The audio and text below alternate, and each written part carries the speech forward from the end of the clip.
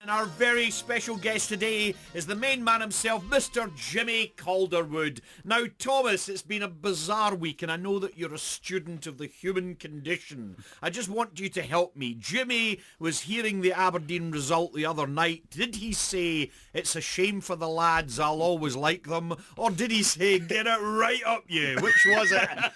Assuming it was the last, Sandy Clark in this very studio last night told us that he had a pint with Jimmy on Thursday night. I'm assuming it was a bit of a pub crawl, Jimmy, and every Aberdeen boozer playing better the devil you know than the devil you don't on every jukebox.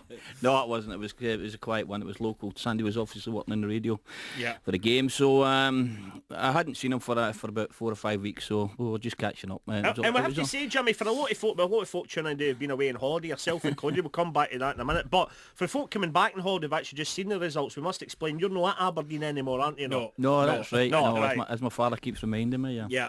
So what was your immediate reaction, Jimmy? I was very surprised actually at the result. They are normally very strong at home, and when they come back, when it went down 1-0 and it went to 1-1, I expect them to go in and get a result, but it wasn't to be. So I was very surprised, to be honest. Surprised and disappointed, or surprised and which? Well, you've worked with a lot of the players, and we worked so hard to get there, and it was after a clear out last season, the beginning of last season, we had a horrendous start to the season, ended up bottom of the league in September, October, and all credit to the boys to come back and get into it in the last day. Obviously I knew what was going on, they didn't, so you feel for the boys, and but obviously it's the way it worked out was very disappointing. For me, the result, but obviously getting into Europe and then leaving so suddenly. And your good self, Jimmy, you've told us that you've spent the last 8 weeks luxuriating in the sun out in Mallorca. You're looking very, very healthy, Jimmy, it has to be said. I came into the studio, Tam, as a matter of fact, you'll back this up, and I couldn't believe it when I saw Jimmy stand. I thought, I'm sure that Martin Luther King was shot. You look brilliant, Jimmy.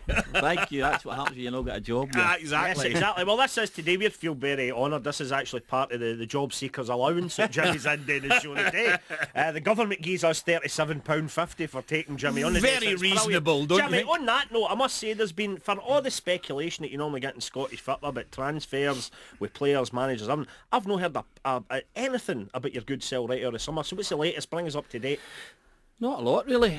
Disappointingly, there was a couple that they thought might be going on, but it didn't turn out, I'm afraid. So it's just a matter of waiting. It's never happened to me, Tam. It's a new phenomenon, for me. Have you ever been in trouble for laughing? Yes, I once incurred the wrath of Rolf Harris. Right, now I still get a cold shove like this. It was Fred Macaulay's show in the morning. I was standing in doing a week of Fred's show, and we had Rolf Harris on the show, right? Yeah. So sitting there, we're chatting away about his wibble boards in Australia, timey kangaroo down and all that. And I says, Rolf, of course you did Animal Hospital for years, and I says, you get right into that, you love the pets and all that, you must have some wee stories for that, and he looks at me, and then he starts, the tears come into his eyes, and he starts greeting, right? Aye. And he says to me, the one I remember, he says, do you remember Snowy? And it was this, and I just burst out laughing, right? And honestly, the look, I go, and that was that. Yeah. And then he proceeded to try and tell about this poor Doug that went in with a gammy leg or something to get the jag, right? And he tried I was biting my knuckles, eating the chair, everything, So, more tributes in the show, because Jimmy, you're a big fan of Barry Ferguson. I think you liked him as a player, didn't you? I certainly did, yeah.